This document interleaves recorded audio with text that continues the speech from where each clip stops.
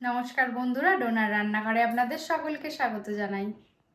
অধিকাংশ বাঙালির সেরা পছন্দের খাবারের তালিকায় ইলিশ ভাপা স্থান করে নিয়েছে। সেই ইলিশ ভাপা আজ আমি বানিয়ে দেখাবো খুবই কম সময় এবং সহজ পদ্ধতিতে।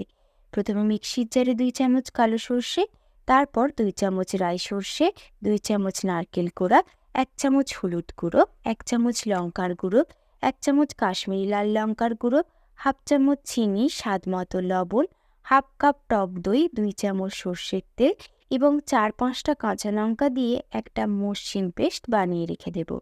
এদিকে 5 পিস ইলিশ মাছের মধ্যে লবণ এবং হলুদ মাখাবো, তারপরে ওই পেস্টটা মাখিয়ে রেখে দেব। একটা টিফিন কৌটোর মধ্যে ওই পেস্টটা অল্প পরিমাণে ঢেলে দিয়ে তার মধ্যে পেস্ট মাখানো মাছগুলো দিয়ে তার উপরে কয়েকটা চিরা কাঁচা লঙ্কা এবং সর্ষের তেল দিয়ে টিফিন কৌটোর ঢাকনা এঁটে দিয়ে কড়াইয়ে জল গরম করে 15 মিনিট ঢাকা দিয়ে স্টিম করে রান্না করে নেব। তৈরি হয়ে গেল দুর্দান্ত স্বাদের ইলিশ ভাপা। ভিডিওটি ভালো লেগে থাকলে অবশ্যই লাইক, শেয়ার এবং কমেন্ট করবেন। আর আপনি যদি আমার প্রোফাইলে নতুন হয়ে থাকেন তাহলে আমার প্রোফাইলটিকে ফলো করে দেবেন। ধন্যবাদ।